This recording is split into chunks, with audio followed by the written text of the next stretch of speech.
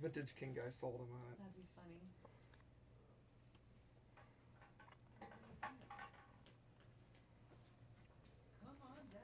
Is it okay if I No. park it? It's the mic today, right? Seriously, is it okay if I'm over there or no? Of course, of Mine course. mic, okay. They don't, just make sure I got enough room to get to the patch bay. Yep. Otherwise, yeah, of course. Of course. Actually, I think this is it here. You seen this thing? It's like a little, kind of like a little foam thing. No. It's like $100. Yeah. To Lowell.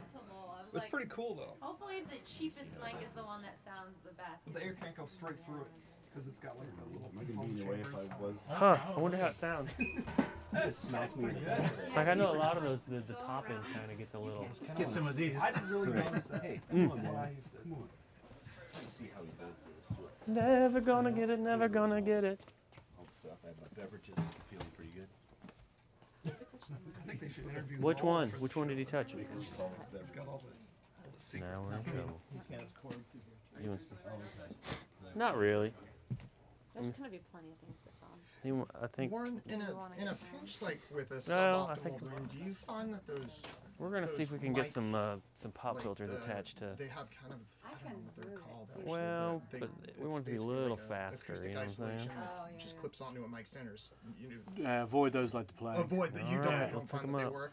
No, they don't do anything at all. The microphone's facing this way. You need to baffle behind you. Gotcha. Okay. Yeah, that's What's that? Yeah, and they're horribly expensive for what they Why are. not? Yeah, I've always Yeah. wondered. Yeah. Never I gonna get used never it. gonna get it. I've used them on figure of 8 mics, fixed figure of 8 like ribbon microphones, when I'm trying to focus the front part of the mic forward. So I put it behind so it's not hearing behind. But yeah, you should always be baffling the way the mic's facing first. If you're in a room that's that live, your biggest problem is going to be what's happening behind you, not what's happening in front of you. Okay. So if you're in a super, super live room, baffle behind first. All vocal booths in a professional studio, if there would be It's a little box book like that. this, It's like got the most and that would be perfect open, and grammar. the microphone it's would be everything's there. so And you wouldn't. perfectly written Nobody's out. ever Like, I've oh, ever yeah, heard like, is worried about ambience kinda the other awesome. side of that. They're always worried about what the microphone's hearing there. So There it's are definitely an videos interesting where one. It's a little bit of a standing scratch joke with a lot of and people sometimes where it's like about those things. You know, a lot of engineers when that first came out were like, really? You know, and you know, and building like little vocal booths, like just what they're doing there. See, it's a big live room. I don't see any of those silly little things up there. Yeah. You know what I mean? If it was that big of a deal, well, they would do it. You know what I mean? Yeah. Yeah. Hard on me. Yeah, that's it's definitely an interesting concept.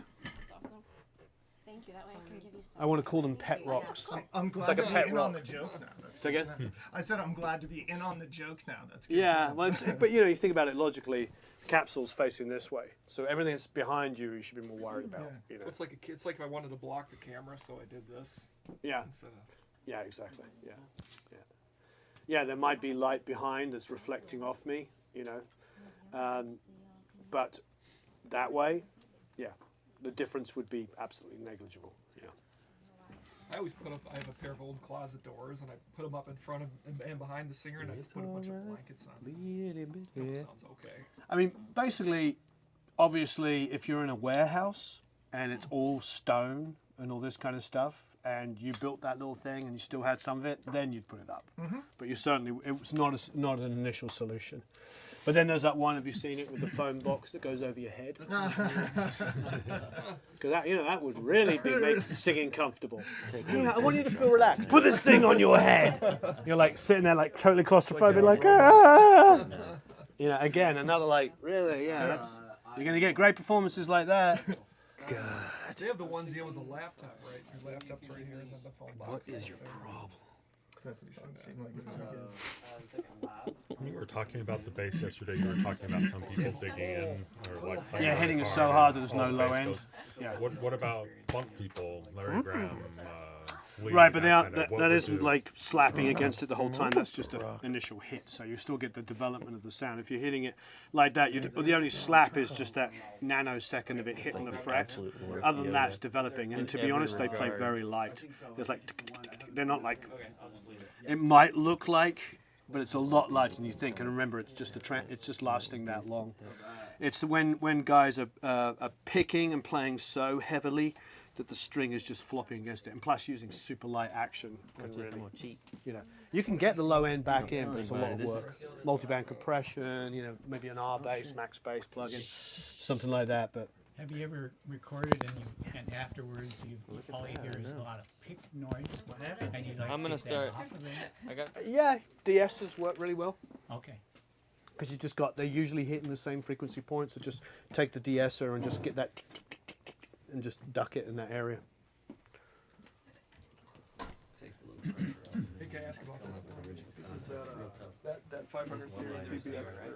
Oh, that's cool. It's just funny it's called a 560A, because like, look, you got 560, 550A. I was like, really? Not the best branding, maybe. Yeah, well, I don't suppose it really matters, but yeah, 500 series 60, yeah. I'm sure it's great. $200. That's what makes me interested. Yeah, no, I'm sure it's fantastic. Look, I like the X's, the XTs, all of them. They're all good. The only one I don't like, and not because of the sound, is the 160S, the one that was made in like the 90s that has about 10 knobs on each. It's just too complicated. The thing we like about studio equipment, if you look at it, is most of it's just got like 2 or 3 knobs on it. Most of it's, when it comes to a compressor, you know, 1176 is like fixed thresholds. You've got in, out, tack and release. I mean, it's, yeah, anything that starts like giving me 20 things to look at, I'm already moved on to something You're else. gonna screw it up, more likely to screw it up. Yeah, mess it up, but also just in general, I don't want to have, I want to do a little less thinking and a little bit more listening. And if I'm doing too much thinking, I'm not listening very much. Warren, wave to everyone on the academy. Who's out? Who's on? Just started. We have 17, and it's going up. Hey, so we're doing vocals. So is there a camera in there you can see her singing? Yep. Yes? Yep. And you can see it? Yep. Yay, so we're going to do, he's putting it up in the academy. So you can have people, so we can, who's on? Alright, so Jess Lisa, Tom C, Sheila, Ron and Lamb, Mark Becker, Barry Ribman, Jim McGee, Mark Beeson, Tom Crowell. Lovely. Yeah, it's growing. 23 watching now. Marvelous. Wait, this is for Ron Rising. I was For hoping Ron? everyone knew that's why I was late somehow. That's Hello. Love that. There we go. Come see the toys. So David's not streaming then? Who's streaming from in there? Oh, we have a phone set up. That's. Oh, okay. Yeah, the camera's standing there. Okay, cool. Can I have a look? I want to see what it looks like. So switch it over So to there's- her view. So there's no camera, no like handheld camera or anything? We tell them to work. It can be handheld, but then David's gonna, at the same time, David's gonna be pulling people over to the side room and interviewing them. Oh, okay. If that's going on now, that's fine. Yeah, so Okay, good. Forward it. Good. I'm set. I can handle this. I will. Say again? I'm all like I've been talking for like 3 days. I'm hoping my voice holds. No, this should be good. I better nail it. So. This should be good. So are you able to hear audio as well? Yep. From the track? Yep. Okay, so let's play a bit of the track. Oh, the track balls. We really need a real mouse. Pretty much. Are you getting this, Eric? Yeah.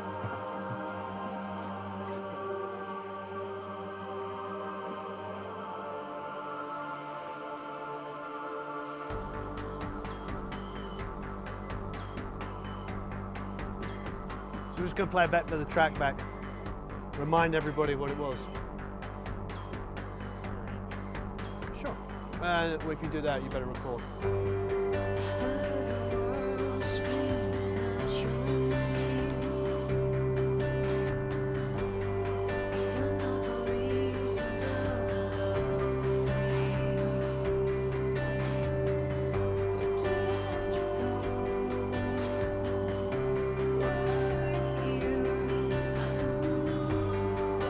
Can you check her mix?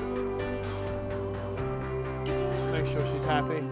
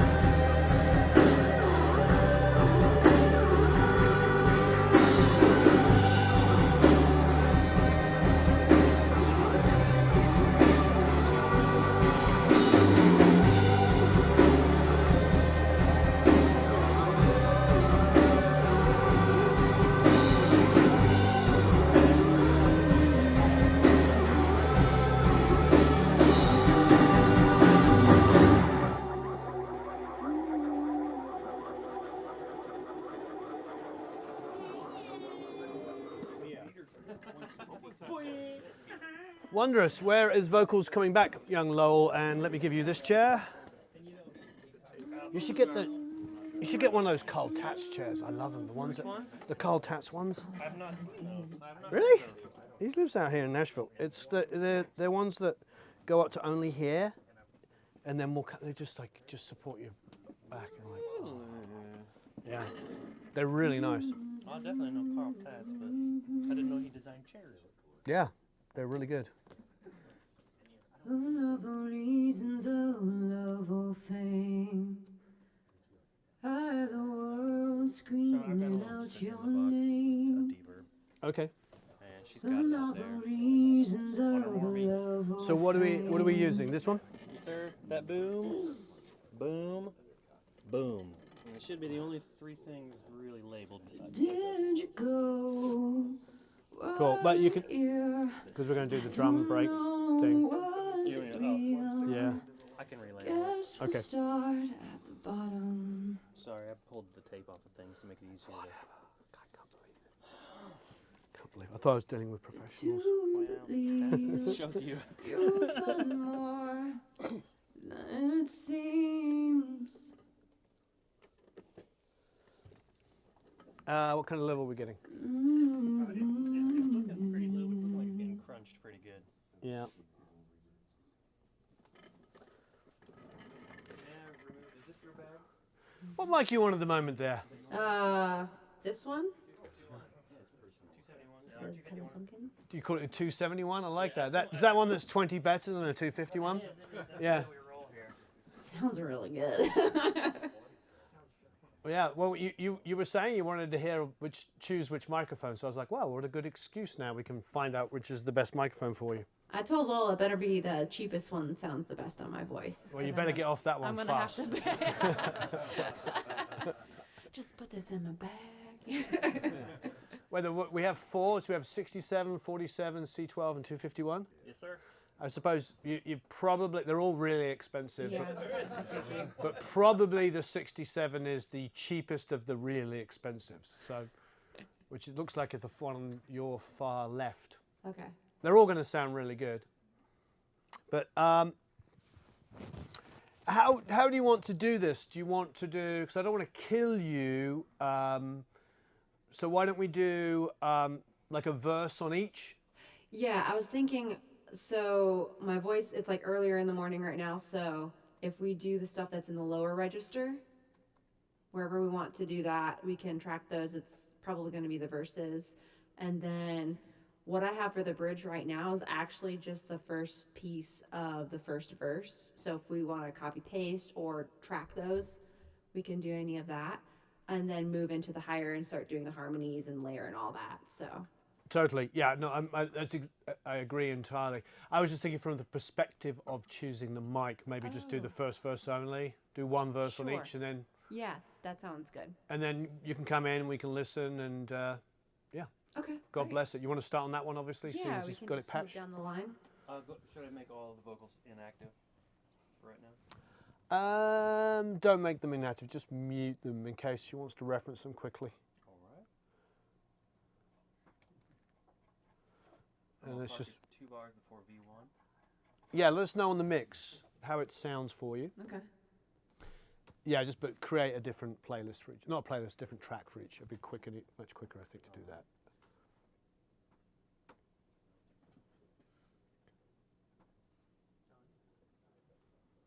Yeah, if we're just getting sounds, you can just drop me in, like, right in the verse or just, like, loop it or something. I'm fine. It'll take him a second to repatch, so let's just... Come on, Lowell. God, seriously. What is your problem?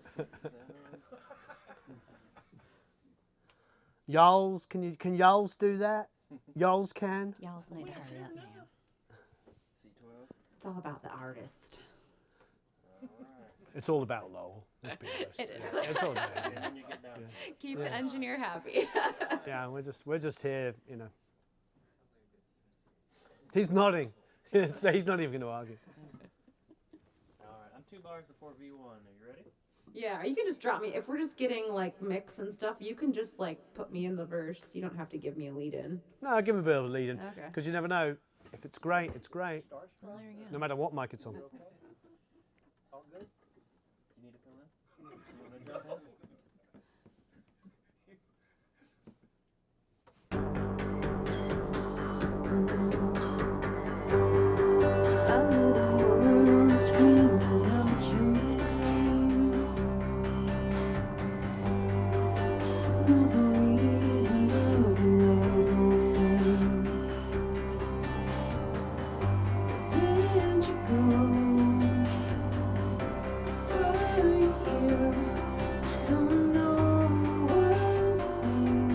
I kind of like it being a little crunchy, but we might have to turn it down on a louder verse.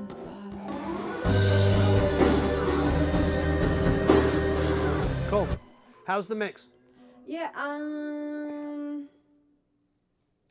should I just adjust stuff on here?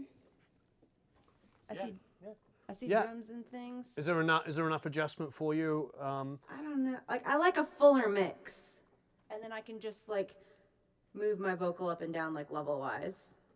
What are we giving it element-wise? What choices does she have? The drums, which are coming off of this guy, and then the other two things she has should be at unity, which is what we're hearing. It's the only thing that she's not hearing that we're hearing is the drums, which is coming off of these guys. So she doesn't have a full drum mix. She has pieces of it. Yeah, she's got the kick, the snare, anything that's up here. Can we listen to what her mix is so we can get one up quickly? I'll take me just a second.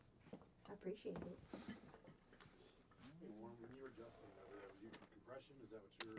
Yeah. I was just trying to back it off just a little bit.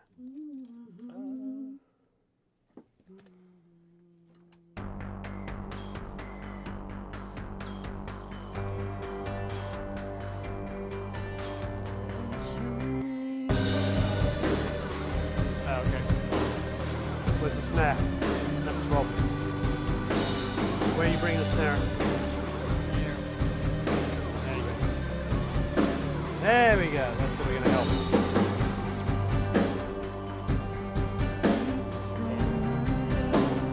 Hannah.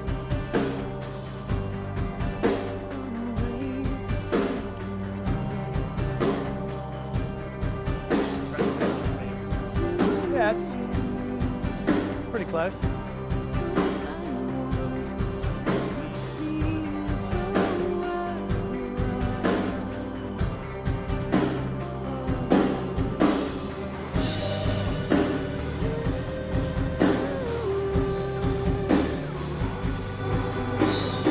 Yeah. That's pretty good. Yeah, it's pretty close to what we're Yeah. listening to in Yeah, here. I like it. Yeah. I can turn the bass up and down in here. That's the only thing that's just like, hey. But I Okay. can do that here. I've got. Are you getting enough bass? No, it was too much bass. Oh, I see. As tasty as it was. Okay, marvelous. Yeah, you've pretty much got the mix we got now, which is we just flipped it over and you had no snare. So that probably was part of the problem. And we cranked the rooms, especially the chamber. Okay, marvelous. Well, can we stay on this mic and do one more? Sure. Yeah. Now, because I'm sure the mix will have affected the performance. This is not print. This is just us monitoring. Yes. Okay, just double checking. Don't want to make that assumption. The world screaming out your name. Not the reasons of love or fame. Did you go? Were you here? I don't know. Was it real? Can we start at the bottom? Cool. If you don't mind one more for me on that mic before I move you on. Yeah. I just came down a dB, not dB, a click on the gain. There was a bit of hair on it, which I was sort of enjoying, and then didn't anymore. So, una más, por favor, s'il vous plaît.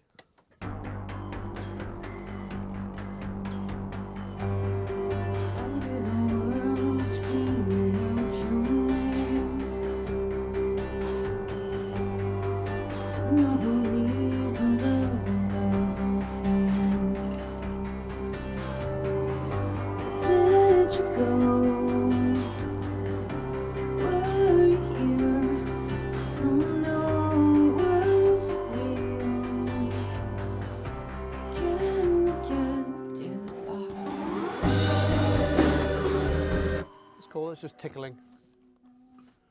Nice. Yep. We're just tickling a little bit of compression here and there. All right, so let's move on to the next one. What do we have up next? 67. What do we have up next, Carol? Scores on doors. What's the scores on the doors? Hey, you 67. That's the 67? Are you sure that's the 67? Oh, yeah. What was the first again?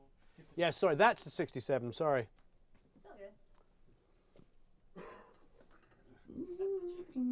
Yeah, that's the cheap one. You could probably get one of those for between 10 and 15. Oh yeah, no problem. They've reissued them, haven't they? They're with the same tube. They're like, how much are they? Anybody look it up? $6 grand. Okay, $6 grand for a reissue. Hey, But made by Neumann, so made to the same spec. Okay, El Topo of that section O, again O. Here we go.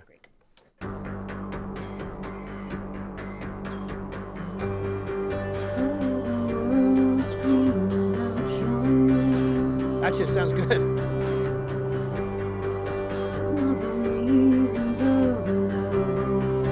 Oh, I like that little presence lift.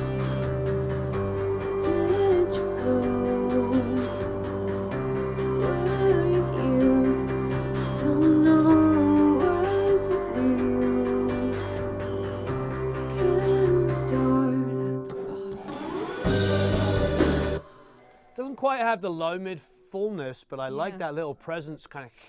Yeah, it's different. Yeah. Like I found myself like pulling back because it was like I was singing differently because it sounds different than that one. Right. Yeah. Excellent. This is All fun right. for me.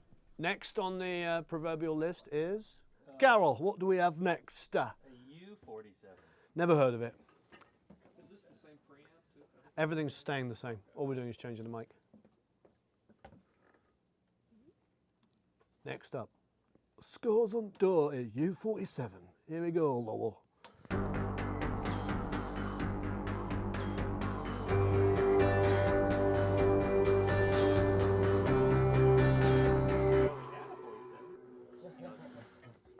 I think Lowell broke it. Lowell broke the mic. Oh, there's an on-off switch.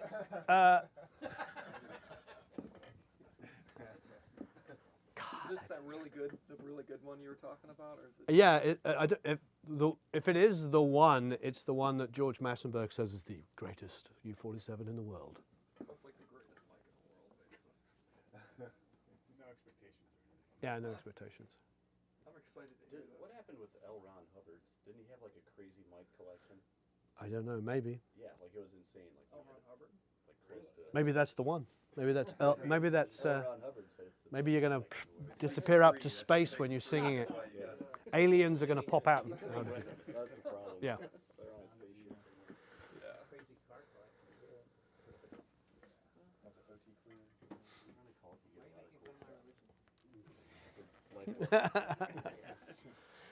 I'm offended. Banished.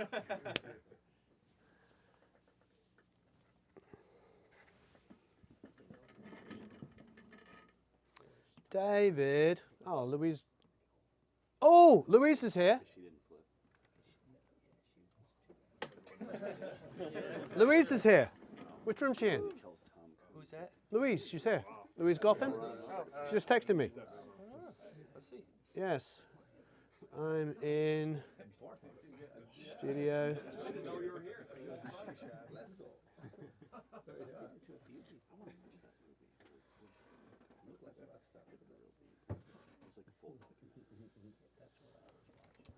Yeah, where is she? Is she tracking in here?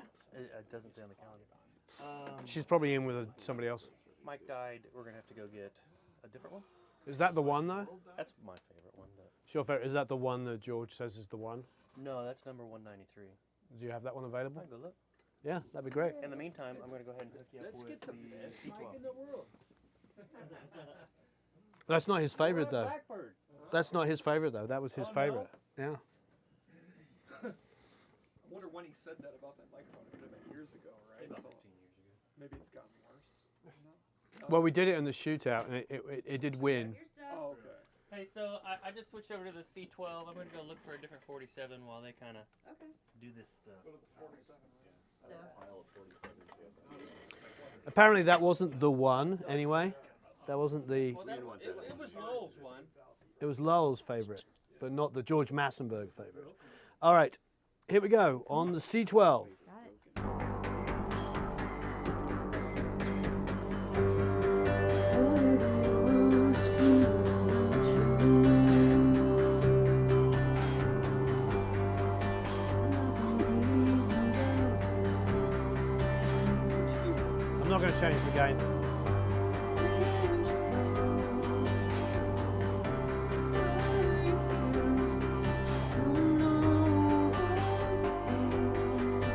I'm not going to change the gain.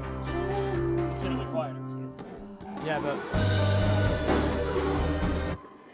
interesting, quieter, but also fuller.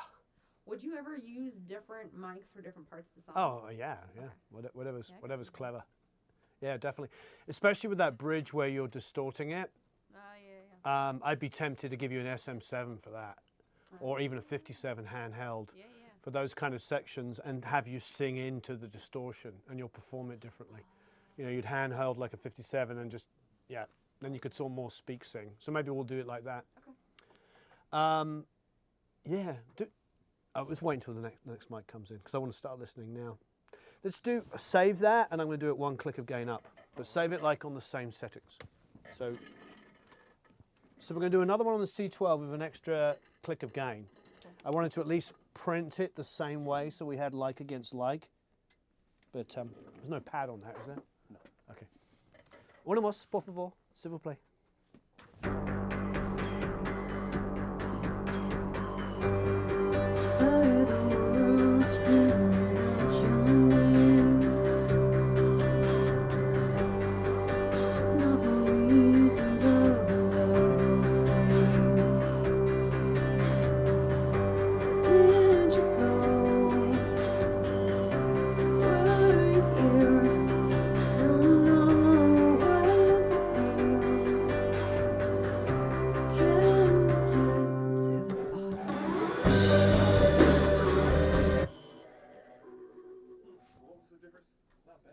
There's one extra click on the gain on the 1073.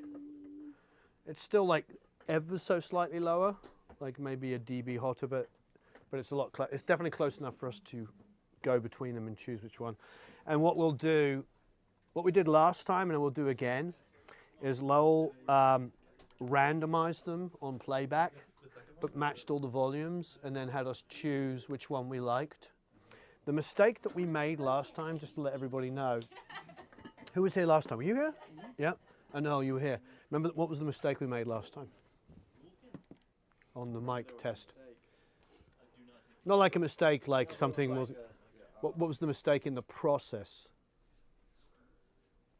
Other than having like 4 times more mics. Yeah, we had 12 or 13. Yeah. Yeah. But we had things like the warm audio clone, and we had like.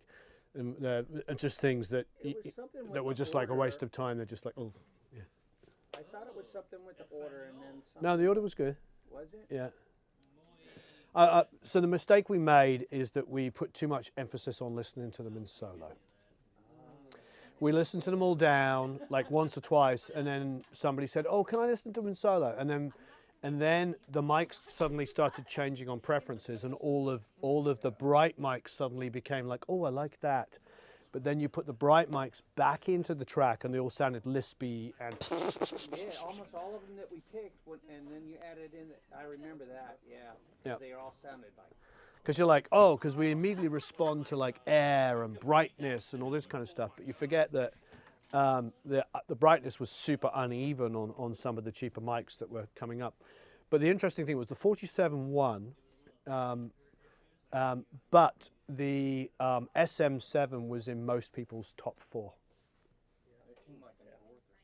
Yeah. No, I think it came second because it was in everybody's top 4. Yeah. Like the U47 was either a number 1 or wasn't picked in the top 4, but it was the most. Yeah. Pretty crazy, yeah. So, you know, somebody says to you, what's a cheap vocal mic? Just SM7. I'll tell you when the mics are. Yeah. And that was a blind test with 12 or 13 mics. And we had the Slate We had the Slate in there. Right over that black box on We had probably you had the C12, 251, 87, 67, Warm 87, Lewitt 940, and Was that set to the tube or the fed? it was set to the tube. How did that compare to that? Came in like top half of the middle, which is what I would expect up against a C12 and a 251 and a. Thank you very much. T. Yeah, it performed admirably. It sat in the middle of, because you've got to remember the rest of the mics were like 47s, 251, U67. You know, every other mic was $10,000 to $20,000. So it sat nicely in that. I think the biggest surprise was the SM7. Not necessarily a surprise, but the biggest affirmation. Because everybody knows that an SM7 is a really good vocal mic. But I think we just assume a really good vocal mic, you know, after the top 5 most famous mics in the world, not in the middle of the top 5 most famous mics in the world. And it was. But they were so low. So.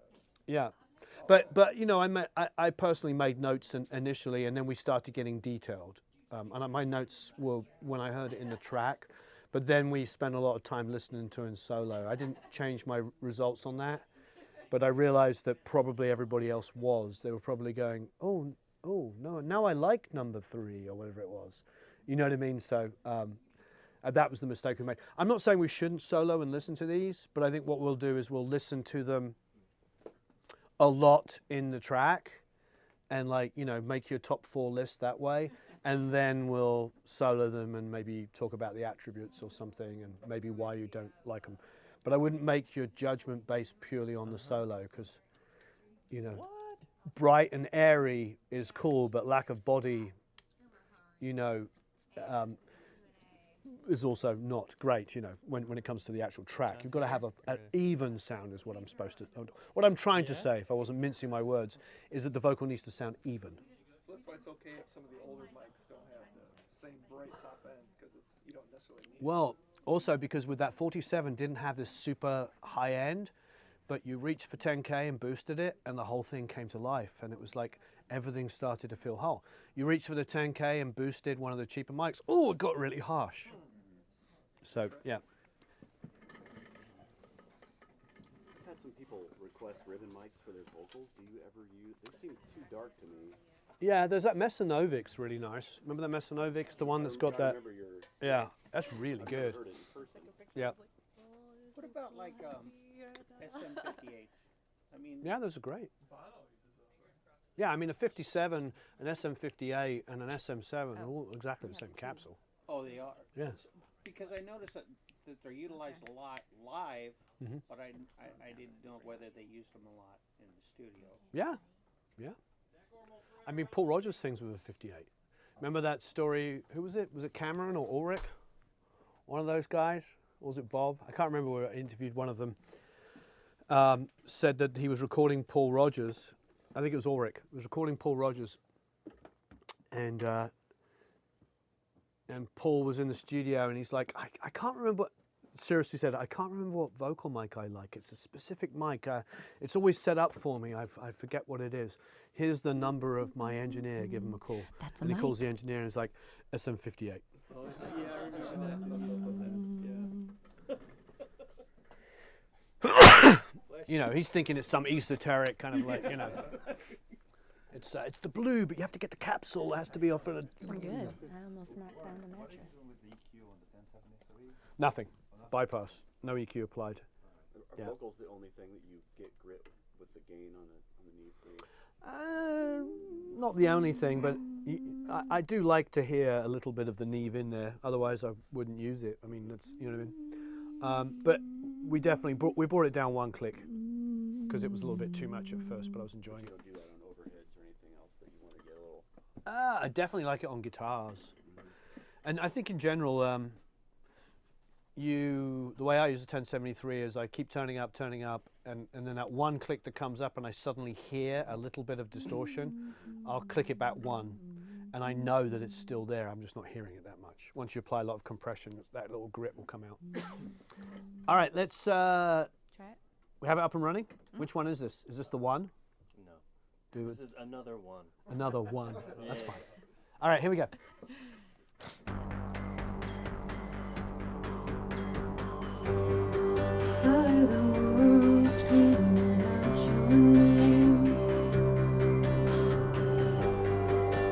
not for reasons of love or fame. Did you go? Were you here? I don't know what's real. Can we get to the bottom? Lovely. All right, come and have a listen. Cool. So I did click back down one on that. So 3 of those mics have the same gain setting, but the C12 has a click up. Just so you know, I had gone back down on it. On the 73, right? Yeah, but only on the C12. That one, I put that one back down again. So could you bring them up on fader and match them? Sure. Without anybody here knowing which one's which? Yeah, give me 1 second. So we can literally just choose number 1, 2, 3, or 4. Have a seat, please. And I'm gonna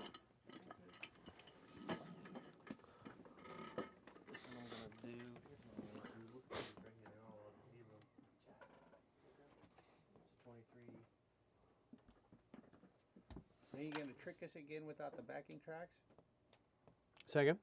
You gonna- No, that wasn't my idea. That was a request. That was a request from somebody. Louise Goffin's here. She just texted here. She's in Blackbird.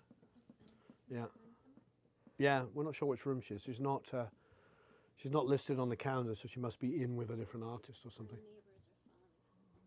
Yes, exactly. I've known Louise since the 80s. Dating myself. I recorded her, I think, in '89. It was her and Gil Ann Dorsey, you know, David Bowie's bass player. They had a band together. And she used to live next door to us in the canyon. Oh, okay. Oh, is her mum in? I have no idea. Carole King? I don't know. Oh. No, you don't know. I know, I'm so sorry. Who's here next Tuesday? I thought you were just looking on the calendar earlier. You were like looking when I asked you if she was in. Oh, so you don't have access to the calendar? I do have access to the calendar, it doesn't say. Oh, okay. Did she have short dark hair? Carol, Louise? No, yeah, I don't. Short, I suppose. Shoulder length. Yeah. Yeah, she was really polite. She said good morning when she was walking up. Wow. Oh, okay. No, it's not her then. No, I'm just joking. Yeah, she's really nice and polite. No, it's definitely not her. No, no. It's not her.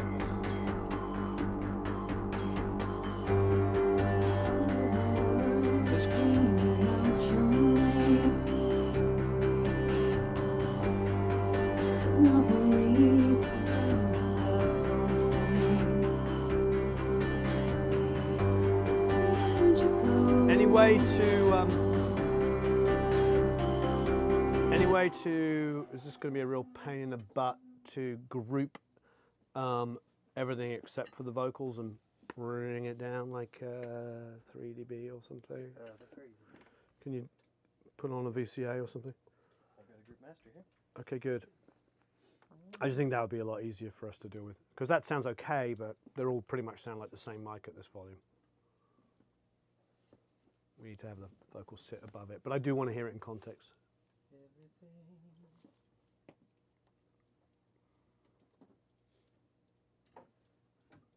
It's crazy how each one of those mics, like, you start hearing it when you're singing, like, oh, like, and it kind of like surprises you for a second, like Right. how different each one of them sounds. Right, Like that 47, I was like, oh, I wasn't prepared for that sound for some right, reason. right. It's cool. Definitely not a slate. Right. But there's also the chain as well. Yeah. You know, you've got It's not just the you got transformers and etc.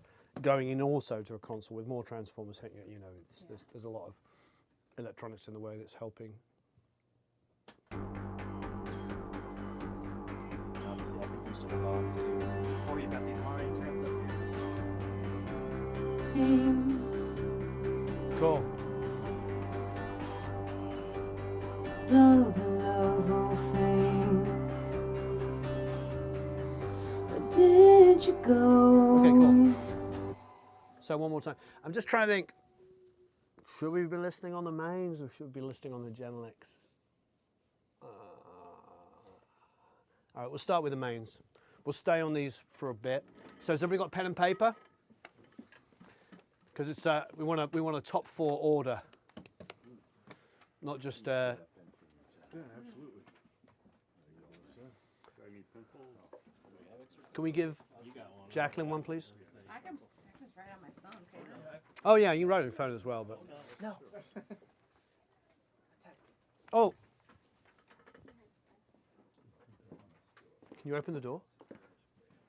Oh, there we go. Hello.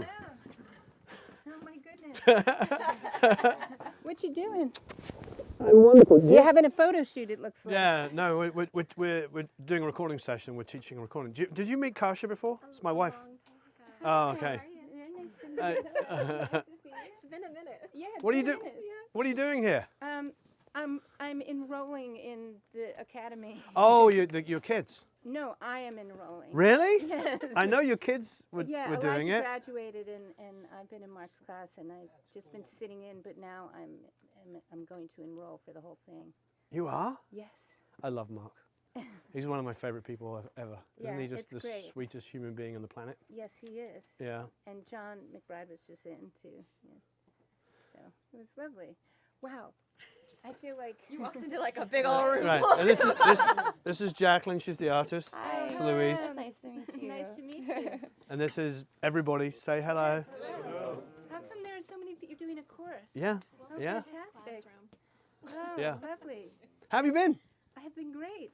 Yeah. I don't mean to take up your time. I know, I'm you're going walking out and to you're a like writing completely session at overwhelmed. ASCAP right now, but Lovely. yeah, it's lovely to see you. Are you going to go in and chat? I am. I'm going to go and chat. You're going to be in there? I won't be. I have Oh, to okay. leave today. You've heard all my spiel anyway. And No, I haven't. You've lived it. You're like, I don't need to. No, no, I haven't. I haven't heard the technical aspect.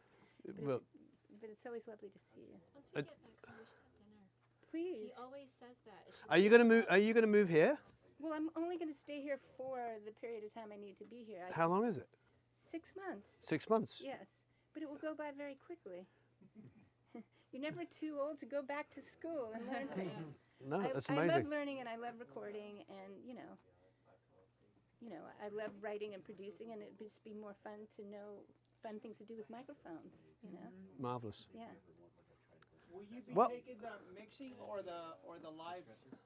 I'm not doing the live. I'm doing the Blackbird Academy. You know, it's funny. She just asked for my high school transcript. God knows where they are. She said, no, we actually really do need them. Really? Yes. High school. They asked me. I'd be like, I don't even know what that is. Like, they've been burned a long time. Yeah. Yeah. I don't think they exist. Yeah. Well, enjoy. Love you seeing you. Where's the best? You're the best. Thank you ever so much. Oh, thank you for. Let's When we get back, yeah. we'll make sure. Okay. For sure. Absolutely. Enjoy the school. Yes, thank you. Bye. Love you to see you. Thanks for coming by. Bye. Bye. She's like, her and her mum are like twins when they're together. It's like really surreal. Okay, are we ready to rock? Yep. So we're going to start it off with the first one again? Yes.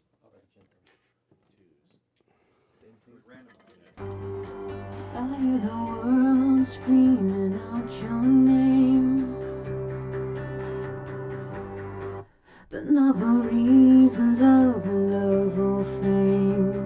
So can you stop? Okay, one more time. I hear the world screaming out your name,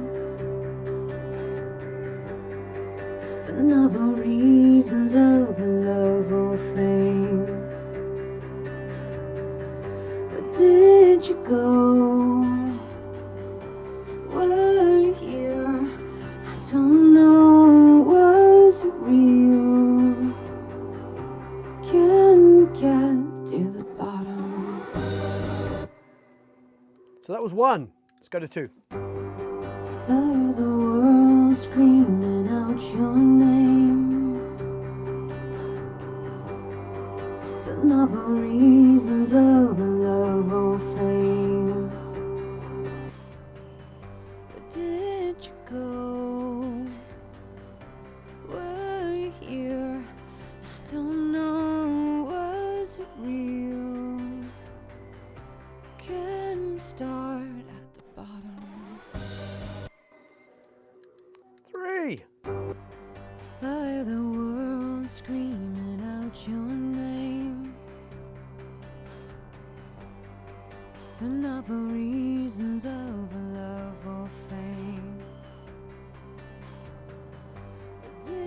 you go?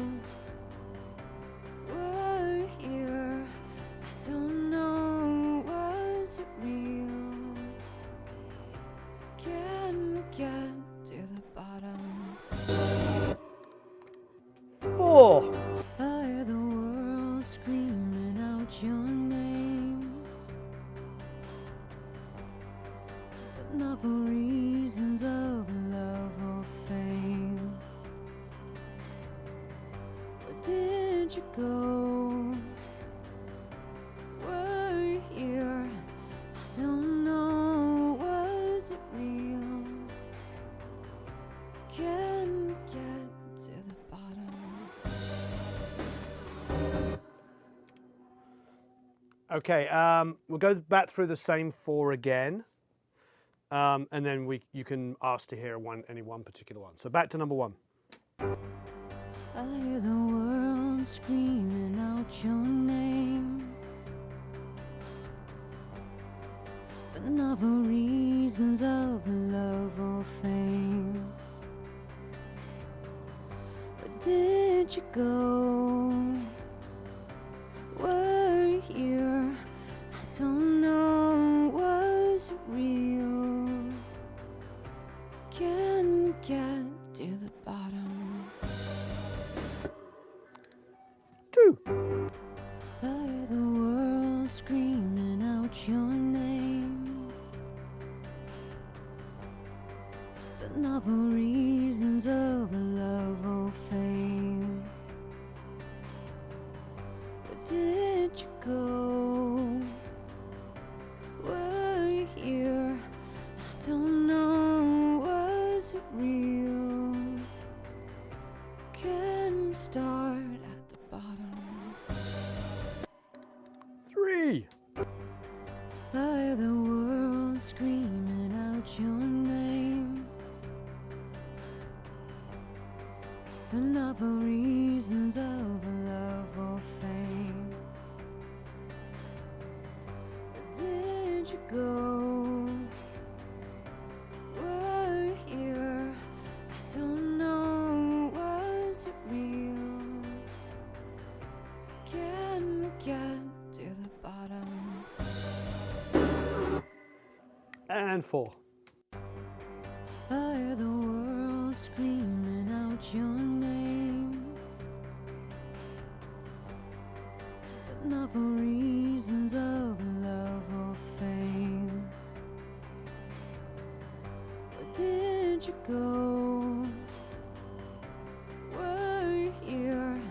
I don't know. Was it real? Can we get to the bottom? Okay, I'll let you guys drive it. What do you want to hear?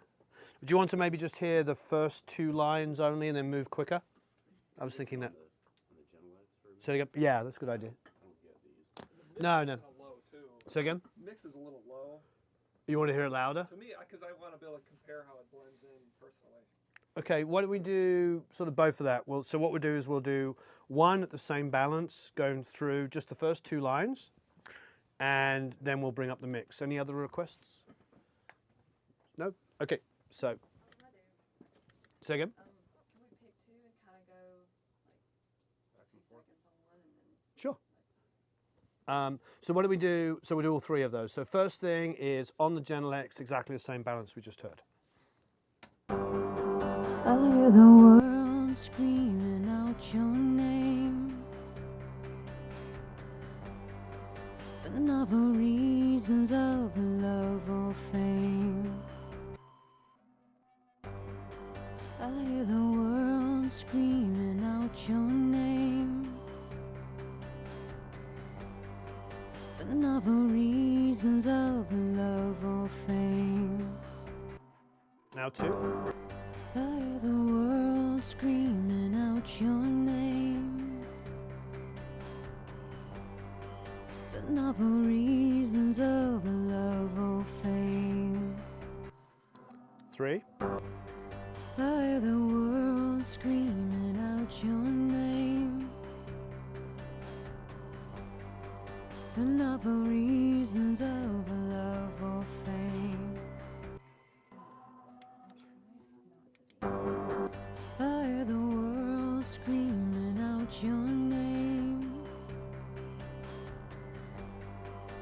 not for reasons of love or fame.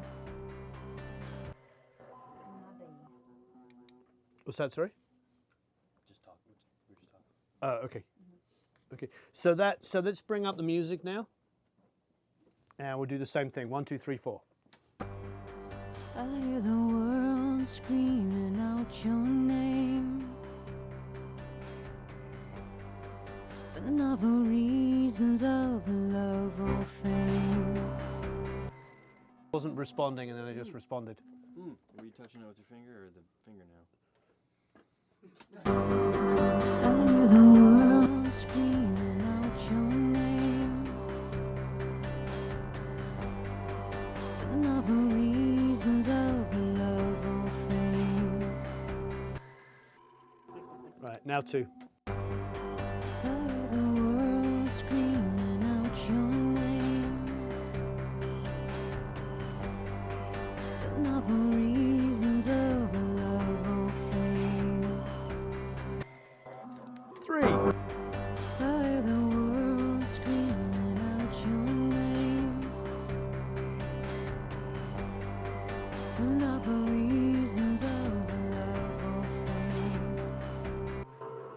And 4. I hear the world screaming out your name, but not for reasons of love or fame. Cool. So if you just want to choose between 2 microphones, what do you want to hear? 2 and 3. Okay, here's 2. I hear the world screaming out your name, but not for reasons of love or fame. And here's 3. I hear the world screaming out your name, but not for reasons of love or fame. Any other requests? Yeah, 2 and 4. Here's 2. I hear the world screaming out your name, but not for reasons of love or fame. And here's 4. I hear the world screaming out your name, but not for reasons of love or fame. Any other requests? Or do you feel good about your choices? I'm just confused. I don't know what I think anymore. Thought about it too much. I just got confused. I mean, I just made notes as I went, so just so that I didn't, like, I like what I did or didn't like about everything, or that's all right. Yeah, I can't think any other way. 'Cause, yeah, exactly. If I was like, what do I prefer? After a while, it's all sounds like similar, but yeah. Okay. Do we have any? Let's start from. What's your favorite mic of those things? Number 2 is my favorite. Okay. I went 2, 3, 4, and 1. 2 as well. Yeah. I went with 2. 3. Okay. The context of the song, I went with 3. Okay. 2, 3, 4, and 1. 2, 3, 4, and 1. Okay. Mine was 3, 4, 2, 1. So 3 was my pick. Okay. Actually, that's the same as me. 3, 4, 2, 1. That's exactly what I had. Weird. It really only matters what you like. Well, I had 3, 4, 2, 1. So. Sorry, 3, 3, 4, 2, 1. Yep. I like. Oh, sorry. Go ahead. Go. Oh, sorry. I like 3 the best, 2, then a 1, and I did not like 4. Oh, interesting. Okay. 2, 3, 1, and 4. I didn't. And 2, 4, 3, 1. Marvelous. 3, 2, 4, 1. I had 1, 3, 2, 4. Okay. That's 2, 3, 4, 1. 2, 3, 4, 1. I've been filming. You may be like, yeah. You know, I like the sound on 4, but it just wasn't as loud. But I really liked the sound of it.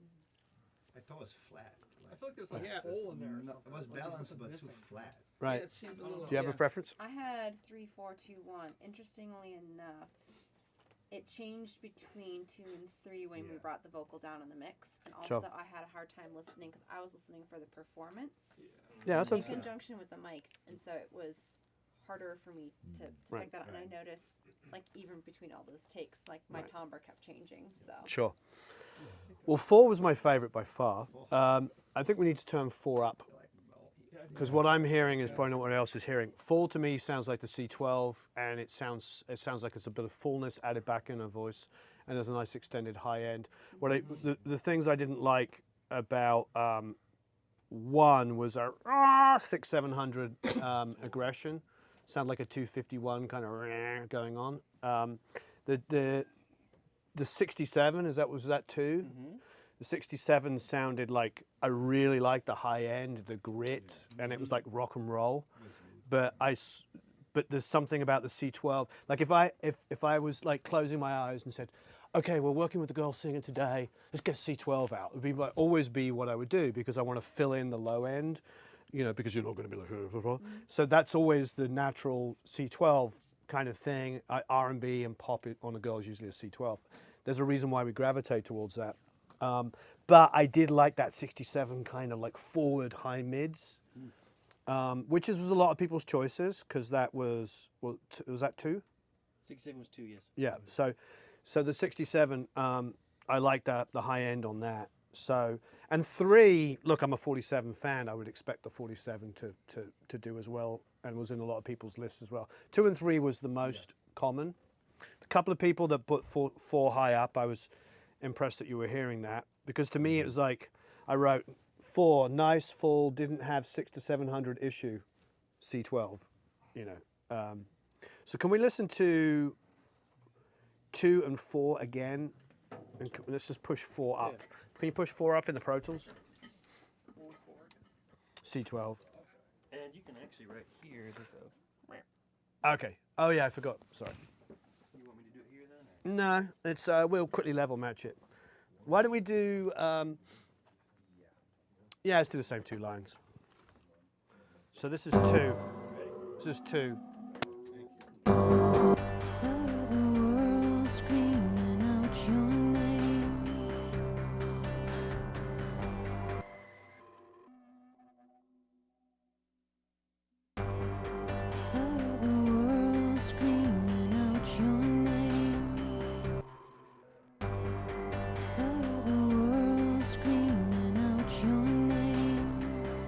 Pretty even, it's nice. Here's 4.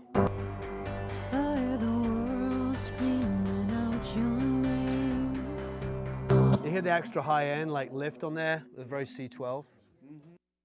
See, the 2 on the 67 might be the, might also be proximity we're hearing. Maybe you were a little closer on that one. But those are definitely my 2 favorites. Can we maybe take a different line for 2 and 4, something at random, pick a different line? Kind of a little quieter line. Okay, this is 4. Did you go? Did you go? See that one now 2 sounds so much better. Another line, random 2 still. Can we start at the bottom? Can we get to the bottom?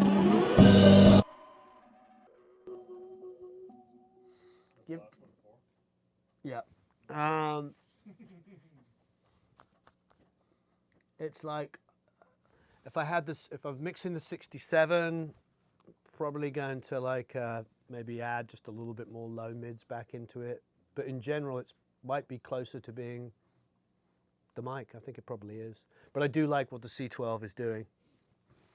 It's almost like the C12 has a really nice, smooth mid-range, and I know it would stand a bit of EQ. You know what I mean? I know that you could like put a bit more high mids to make it cut, and it's going to sound sweet.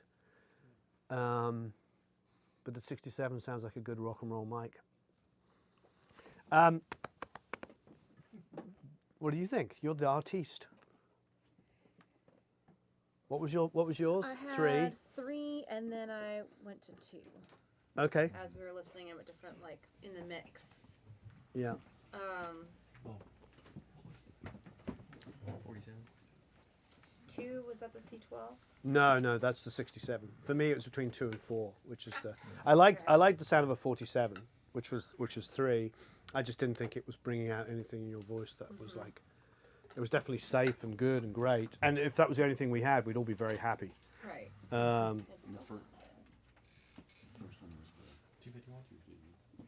I mean, a singer will always have the preference of how they like to hear their voice back, but there's the mix to consider, so that's where I'm.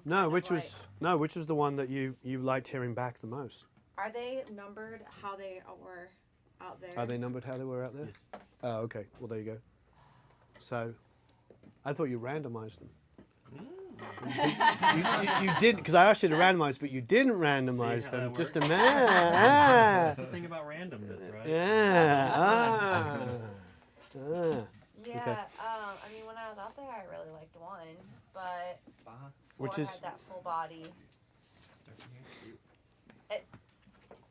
I could kind of go either way on a lot of them, because I know once you EQ them and put a little bit of dirt on it and just kind of bury it, it's going to be different. So I would have liked to have heard you step back on 1 and 2. Okay. Oh, yeah. Thank you very much. Yeah, but that was only really on the first line on the 67. She was really up on it.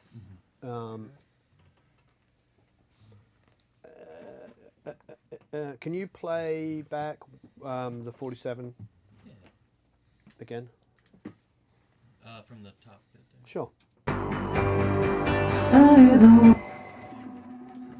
Sorry.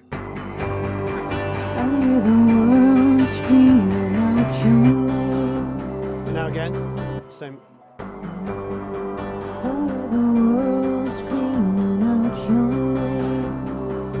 Now 4.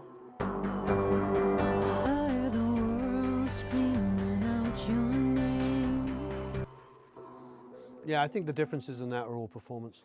Now somewhere in the middle, some different line. Not for reasons of love or fame. Not for reasons of love or fame.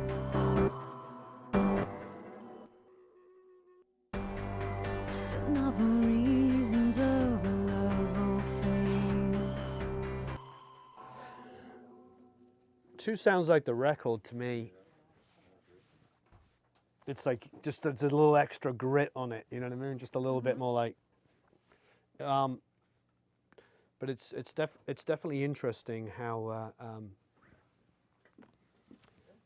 Yeah, it's definitely interesting how, because look, the 1 and 4 are pretty much the same mic.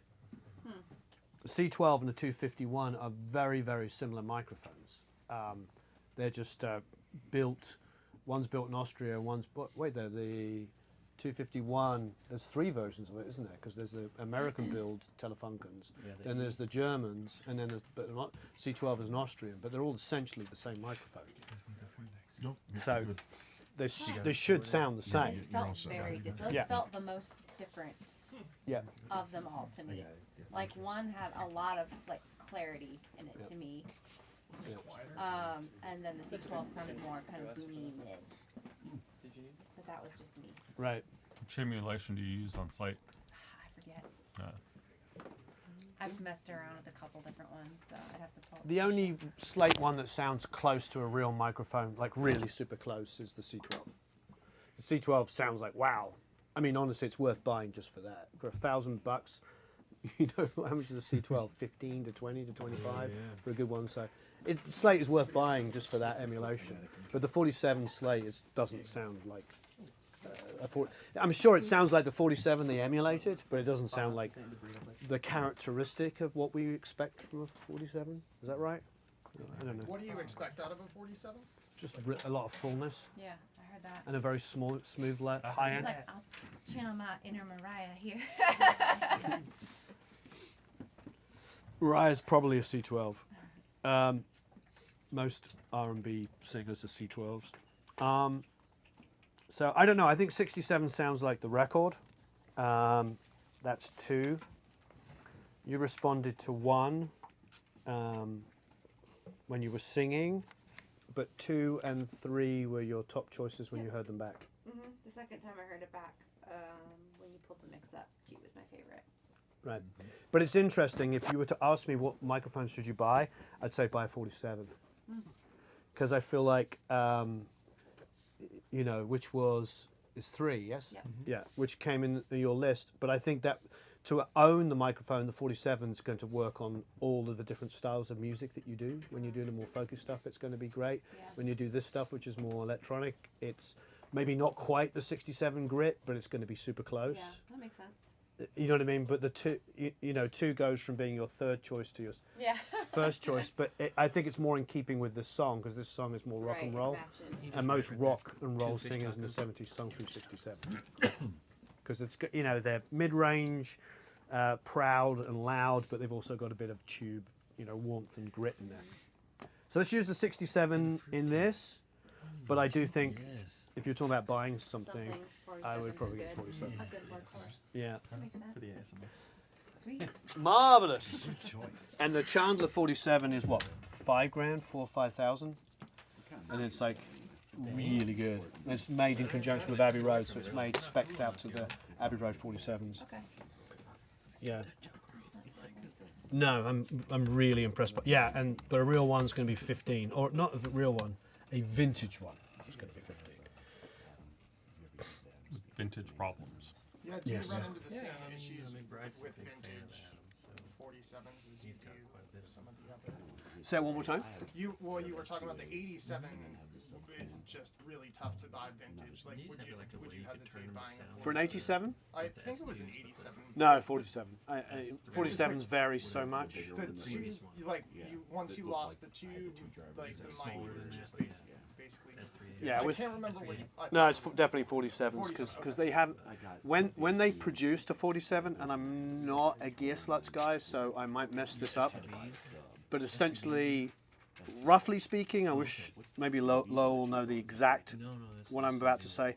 But when they actually made a 47 new, they weren't making the tubes. They were already using NOS. They were already, and the way they were able to build quite a few of them is because during the Second World War, the Germans had made a ton of these tubes for radios, for dispatch radios and stuff, and each one of the radios had a ton of these little tubes in. And they weren't expensive. You ever seen one? They're like a little black, kind of molded Bakelite. I think it's Bakelite. Maybe somebody watching knows. So it's not what you think of when you think of a tube, a valve. You think of this thing. It doesn't look like that at all. But the problem is that they were already not making them in the early 50s, late 40s. So they, at some point, they ran out of them, and that's when they changed to the new Vista and all that kind of stuff. So once that goes out, you're not quite SOL, but you're close to it. You're searching eBay and paying. People pay $2,500 just for the tube. Oh wow! And that's only going to get more expensive. It's not coming down. Would you look into a new 67 or 47, the reissues, or no? Yeah, I think those are all great. Yeah, I think the 67 is won an award last year just because it's the guys buying them think it sounds just like the original, and there should be no reason why it shouldn't. I think all of the components are still made. Okay. The 47 has a polyurethane capsule, which does not have a particularly good lifespan, and they deteriorate really heavily.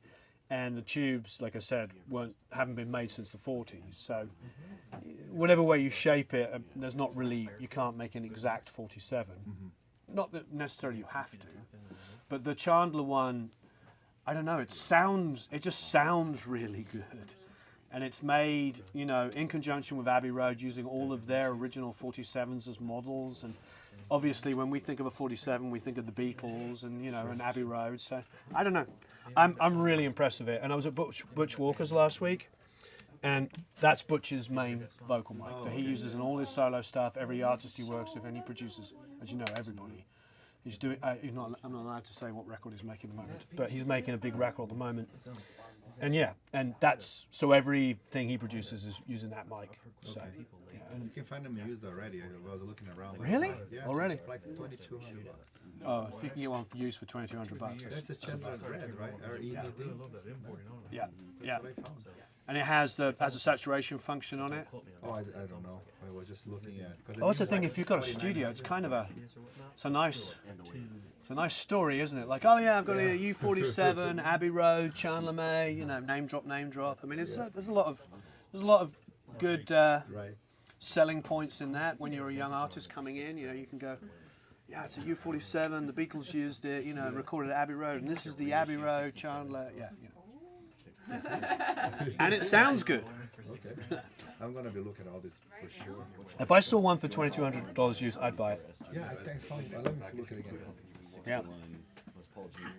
But I think for you, that's the way to go. There's other clones, but yeah, that's definitely. Yeah. Oh yeah, you'll love it. And it has a saturation function on it, so you can distort it. Oh yeah, it's nice. But in this instance, we're going to use the 67. All right. So should we strike the other? And I'm going to use the bathroom, so I'm going to turn off my thing because Eric left it on the other day, and we really don't need to hear any noises. Those other three mics. Wesley Nielsen moment. The what? Other three microphones. Let's get them out of the face. And could we get like an SO7 or a 57? Yeah, I got one up there on my hat, man. That's my personal. Your personal one? That's my old house. Do you like big caps or anything? No, we just have to do Like the drums. oil? Yeah. Did you hear about that? Like, Well, I know a lot of people who like. I really like the number 2, but I thought it was missing a little bit of low end. That's why I picked 3 first. But I had like 2 as mark, like smooth, full, cool top. I didn't know what I was supposed to do, and I think I got distracted by the performance issues. I just kept thinking about how she was phrasing it, and it kept distracting me. But I was surprised that one picked 4. You know, like. That was the only one I knew. So like I gotta learn, I guess. I picked 4. Yeah, and I I picked still two picked. and I three. still picked 3. I like that there's like a great, like a sharpness Yeah. that like just kind of just hit my ear that way, and I just like the way like the consonant sounded like they were getting ready to read. So like a 3 seconds away. yeah, and I was like, I like 3 the best, and then I waffled between 4 and 2. Like, the more I heard it, the more confused I got, and then I landed on 2 as my number 2, but like 2 and 4. Yeah. I like 2 first, I went to 3. It was just for this Not like too much low end. Yeah, this is just for Uni. Yeah. I wrote too much low end, too full. Is Lispy too bright? I didn't like one at all. This is cool. And 3 was the 47, yeah. and then 2 was the 67. I just 3. I think had a more airy, like more on the high end. I think this. I liked it when when she did it. I could tell a lot easier. I think as we listened all the way through, and the mix was at a good, really high level. Yeah. We listened all the way through, and we could listen to all the words and stuff. I don't know when he level matched. When we did the thing, I got all confused about it. But at the time, it was easier to tell for me. I don't know how you say I couldn't even make an What's that? intellectual decision. What are you saying? Oh, no. I just wanted What do I say? What'd you get? Doesn't matter. I'm Basically not saying, sure. hey, 2, 4, 3, 1. you're front and center for our thing, just to let you know. Am I? You're live on YouTube right now. Well, that's the thing. That's like when Am you I? main feature. It's like you don't like it. You don't like We're it. back here watching you on the video. Oh, are you really? I didn't think it was still alive. No, that's still live. Peace, love, and Ringo. I mean, we're looking at what, probably like a $60,000, $70,000 local chain right now. So it's, I don't think there's like a bad. There's also one's miking up. Is somebody missing one? There's Like a just mic notes? Yeah, 2 of what I chose I- 3, 1, I 2, would 4. go 2 and bump up the low end just like that. That's what I would do. I was kind of looking for the high. I wasn't even. I was trying to. Do you want to I don't know, survive? I was focusing on the, like the mids really, because that's kind of like the focus. Like the lows, it's kind of like not as good. Maybe I should have been paying attention to that. Thank God my wife's I think Warren kind of knew already, and so he didn't. Always in the last year. All right, everybody got a food order that wanted one? Yeah? Yep. Yes, Cool. sir. So, yep. I know, I sang my friend is a 47, and that's super Fighting dark, and I don't blood pressure, like it. yeah, last year. Yeah, I think just I'm gained a more ton of looking to weight. buy a 67. no. The thing is with 67s, it seems like a lot of people don't use them. you So I was going to ask him this that this question. morning? I don't know what. Like, seems like these days, like he was saying, a lot. I haven't heard about any modern people using 67s. I mean, I got an 87 anyways for this year, so I have to buy one. I'm gonna buy new. You definitely got to make room for it. Oh man. You can That probably was, use for $2,000. I was about 80 pounds heavier than this, and I had sleep apnea and everything. Yeah, me too. So yeah, mine was really bad. It was like I was I'm in happy the to do 90s or 87. something. It was a Well, real high I shot out number. my new 87 against the old vintage And then 87. Yeah, mine's real bad too. And I lost the weight. like It it's went like when away. I switch back It and all forth. went away. It never sounded great to me until I compared it to the 47. So it's kind of like, but I kind of I came back.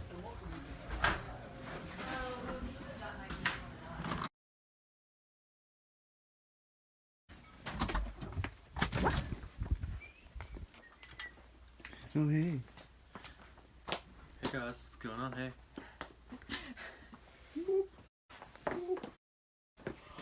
I've lost my microphone. No one. Oh I no. lost my voice.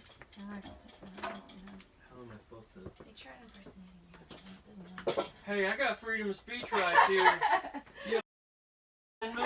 Taking my microphone.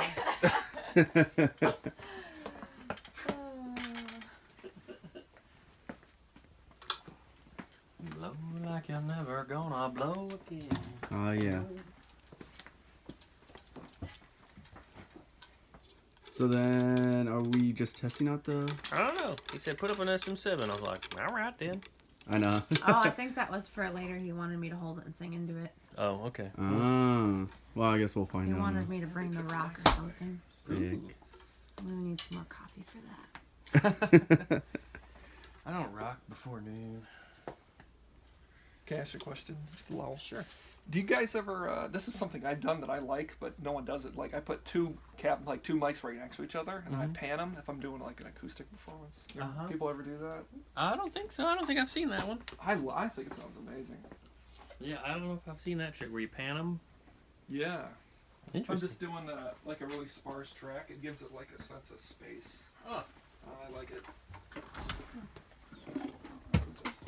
What kind of mic? I put up a 87 and a Telefunken Copperhead. It's like a See, guys, I would go in there, but then we're gonna lose connection. Other drum set is down that hallway, but I would go in there, and then we definitely would lose connection. Yeah, that's number 2. I'm like, this looks like just this. I'm like, this just makes me happy because I normally have like a sandbag and like 8 mic cables like looped on it to like hold it. Because I got like a cheap ass like. Because I mean, if I decide to spend I don't know 10K or not like that, but then I don't want to have my old stands trying to hold them up.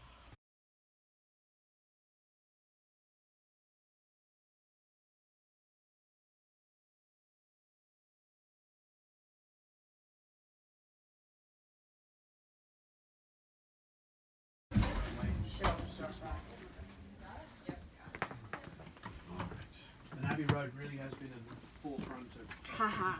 Stealing power. recorded music, and not just because of the Beatles. Yes. And Blue Line, invented stereo, so at Abbey Road. So they've always been like really, into it. So if it's endorsed or part of it, I'm sure it's amazing.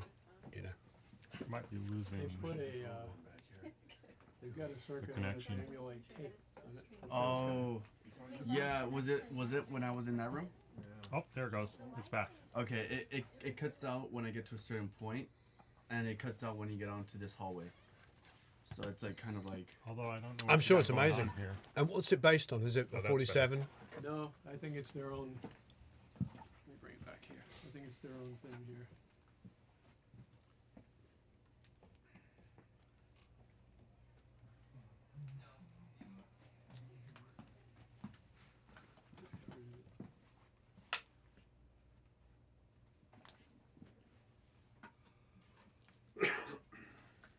It's like a 10-second. Yeah. Good. You can swear and they run out of the room. It was Alex, aka David. Now, where did that come from? Did somebody call you David or something, or? Yeah, Sam did. German Sam. But said it like so authoritatively. We're all having breakfast at on the first day. Cantor's at Cantor's, and he's like, "So David, do you find that?" And we're all like, we literally was like, "Who's David?" It's this guy. Oh, it's Abbey Road endorsed. This is Abbey Road edition. But it's solid state. Yeah, it's pretty badass, to be honest. Yeah, I would. Yeah. Shaved. He's been working out. Yeah, that's probably pretty wise. $1,800. Yeah.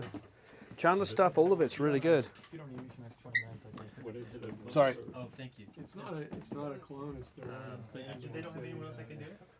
There's no one else. How do you think those C9s compare to UEs or like some of the other in-ears? C9s? Yeah, those in-ears yesterday. It was, oh, the Stealth Sonic yeah, stuff? the Stealth Sonics. I saw you on their website, so it seemed like you did some stuff with their... I use them. Do you like them? Oh yeah, I use them.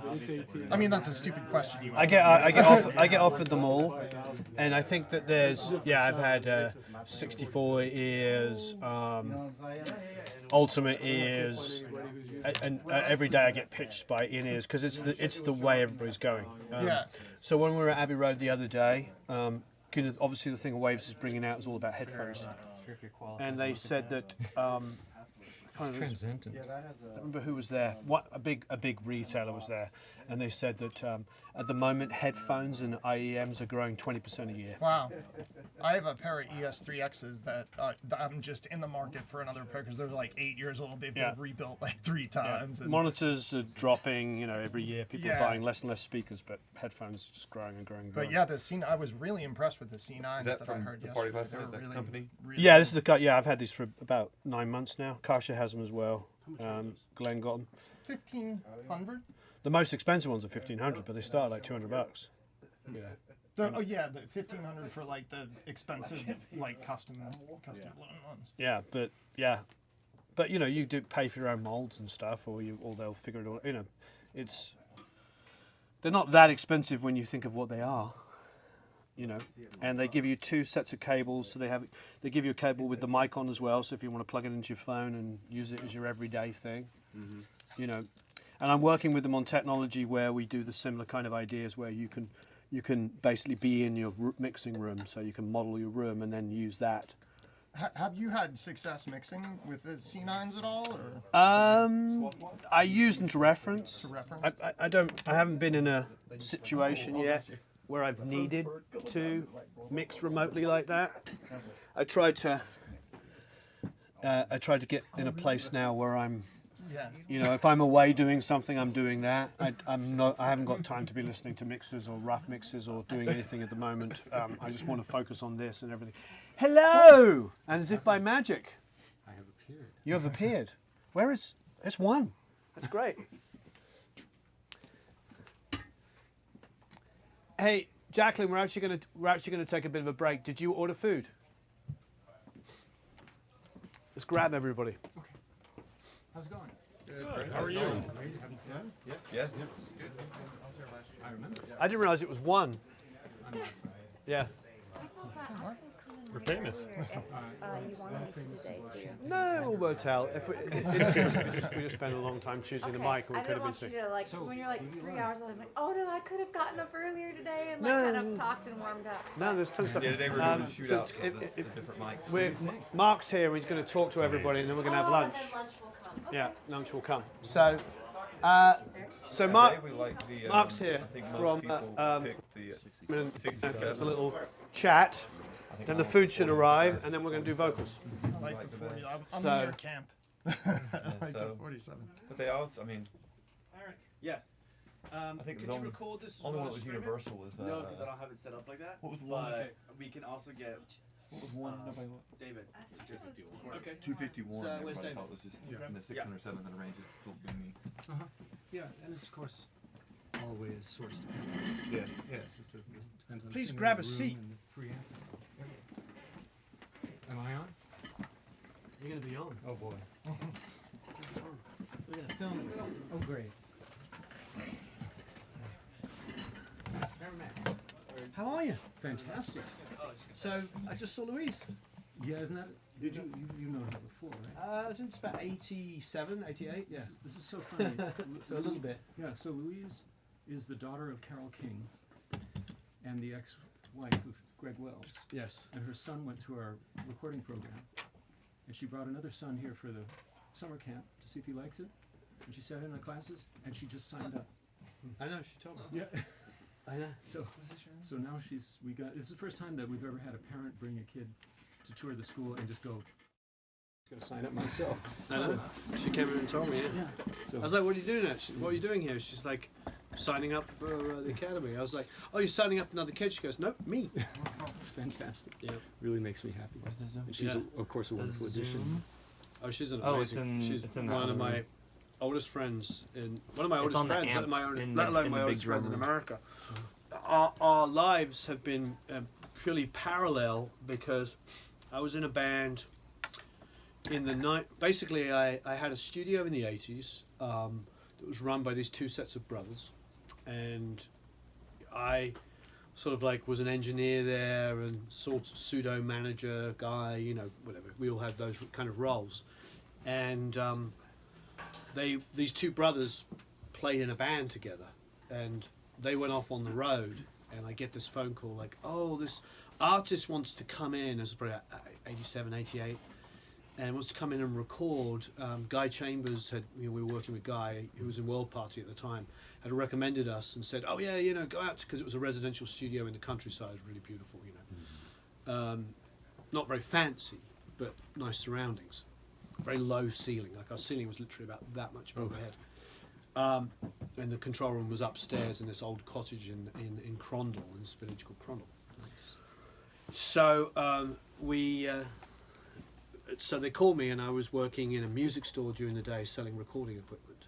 I was like 20, blah, blah, blah, whatever. And so I go, sure. So I go, and I know nothing about the session. And Louise turns up, and Gerland Dorsey is the bass player. Obviously, now Bowie's bass player. Right. And they had this band together. And what's his last name? Andy Jackson was the producer, who just happened to be, even at that time, Pink Floyd's producer. So here I am, like, with my 36 channels of a 40-channel console working, soundtracks console from the 70s, 1-inch MSR 24 tape machine. Remember those? Yeah, with the I do. DBX on them? Yep. And I think my best compressor was an Ashley compressor. Nice, SC50. Yeah, and I think we had one 87, which probably was just holding on by the skin of its life, and then like a D12 and a couple of 57s, and we had a pair of Coles, because one of the guys that worked there would work to the BBC, so he would like get old BBC stuff.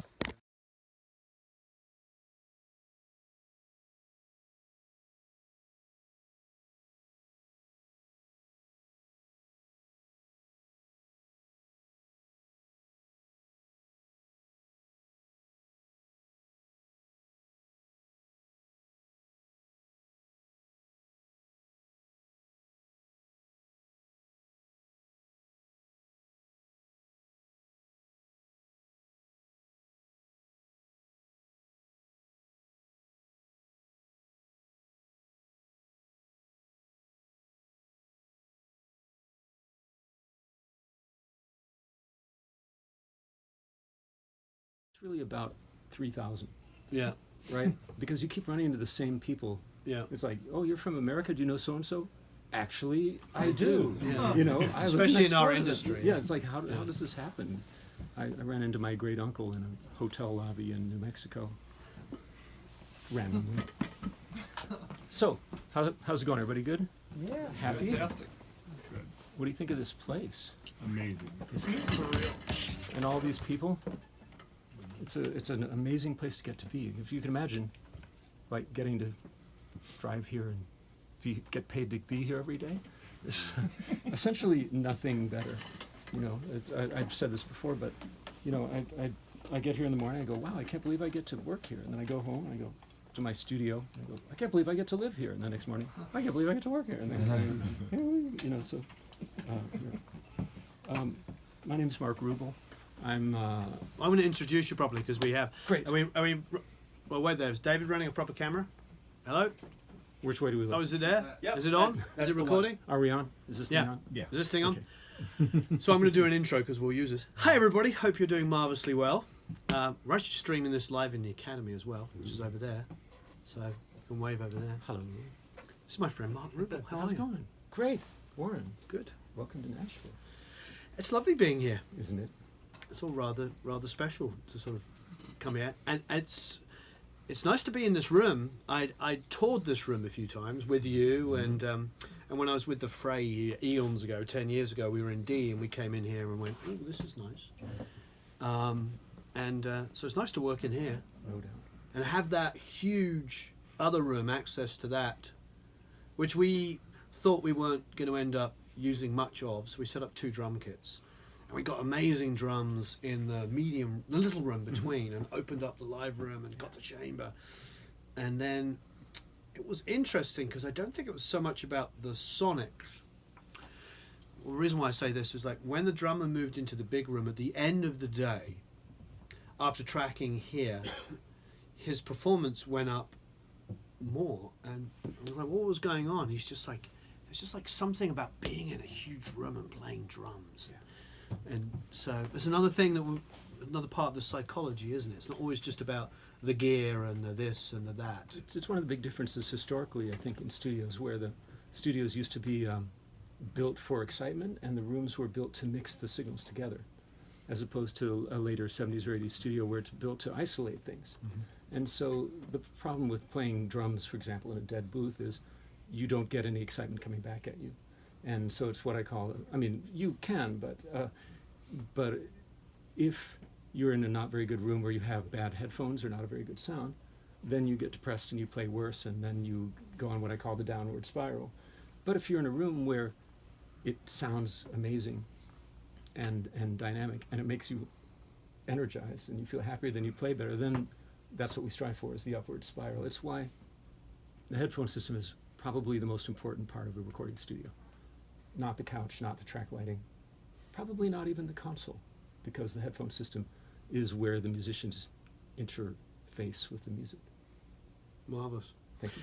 Well, we thought, well, because it's kind of the best of both worlds. You have the way the room's designed. You've got a live room in here, and then between you've got like this drum recording area. And I spoke to Lowell, and I was like, where do most people record drums? And he's like, well, most people do in here.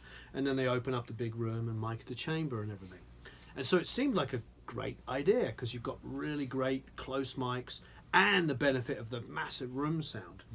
But it was the physicality of him being in this huge room and being like, yeah.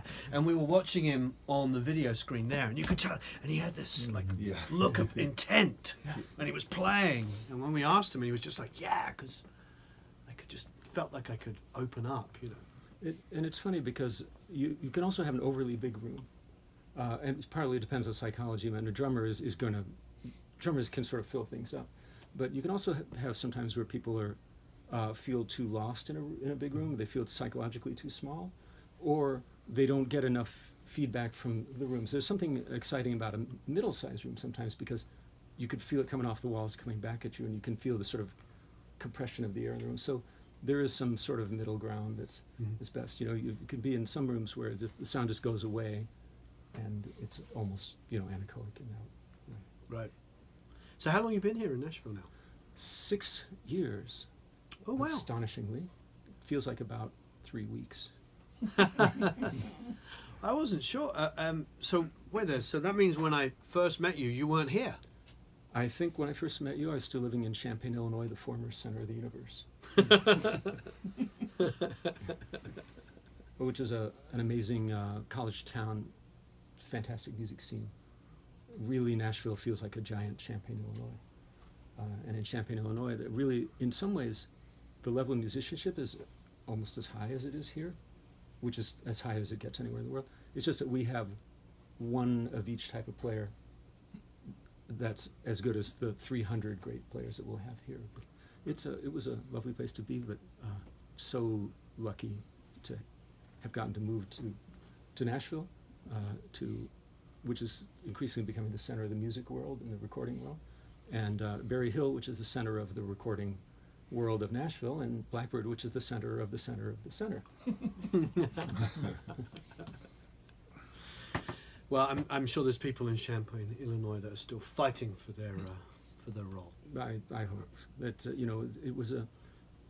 There's much to be said for being in a smaller town where you can adopt it as your garden and your own personal project, because you can know more people and you can maybe make a bigger difference in helping a scene to thrive, and being a part of that. If you can be in a place like Champaign where there's really a complete ecosystem. Mm-hmm. So you have record stores that have performances that play local music, and radio stations that play local music, and studios and teachers and so forth. That can be a wonderful thing, but it's been amazing to be here just because of the community. It feels like a real community, and we get together once a month and have lunch together, the engineers. Something I started on my birthday a year ago. And you know, there really is a lot of friendship and collegiality here, and it's been amazing. And just to the point where somebody needs a piece of gear that they don't have, or they need a spare part, they will have it that afternoon.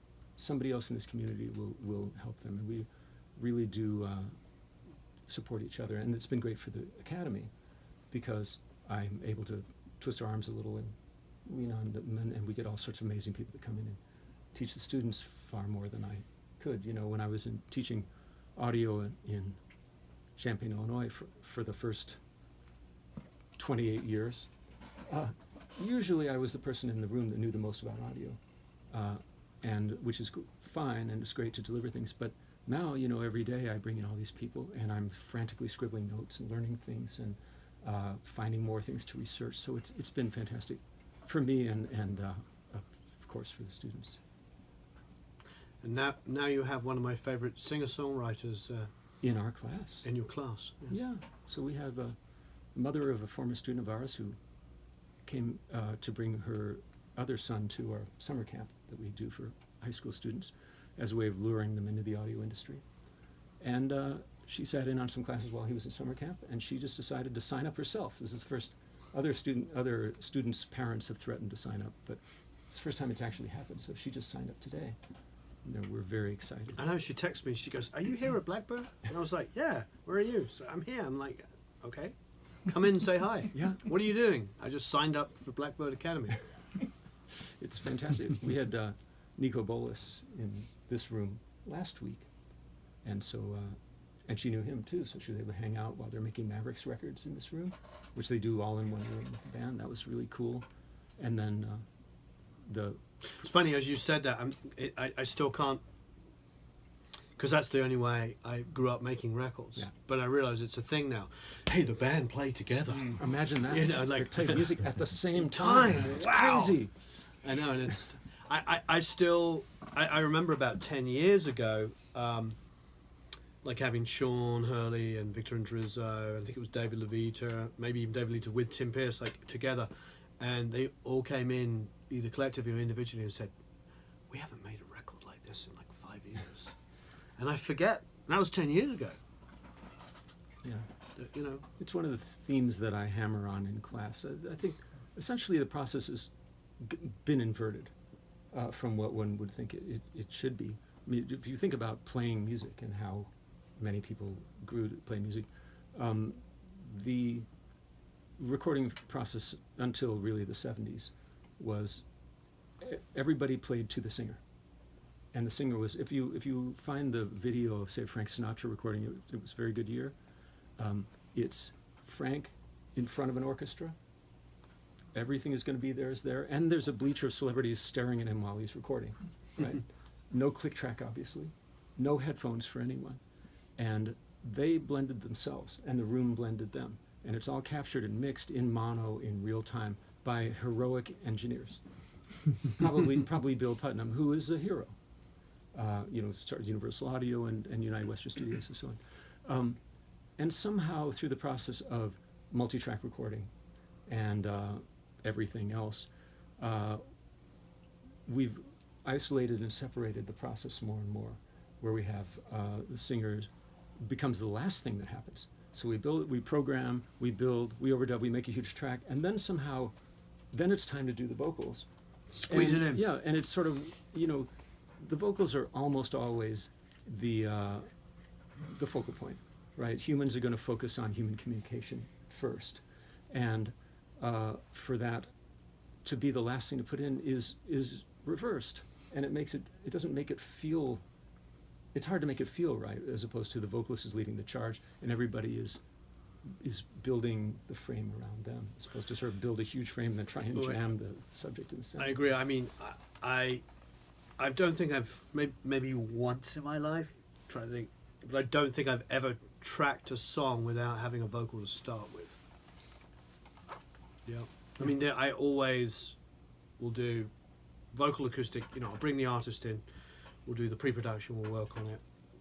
We'll get the timing, tempo, arrangement, everything right. Off they go in. They lay down the acoustic. They sing over that, and then we track to that. If it's just me and them, sure.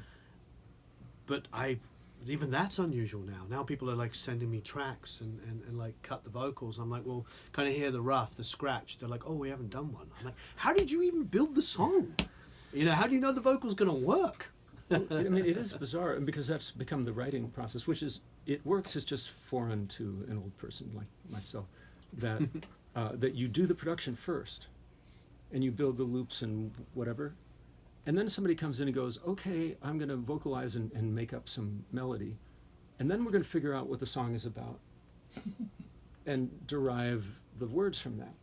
Which, you know, I mean, probably Mick Jagger was doing the same thing. He was jumping around while they're playing a bunch of chords and making noises, and eventually that phonetically turned to something which we still can't understand, making sense out of. We still are. So it's, you know, not that new, but it's certainly different from the, you know, the folk singer idea, or the idea of a lot of music that I think will last for a long time, where it's about the message, and it's about the experience and the lyrics. It's about the singer and the character that they build, and everything else frames around that. So it's, I'm, you know, every way of making great music that ends up with great music is valid. Sure. It's just from a cranky old guy perspective, it's funny to look at it through the reverse end of the telescope.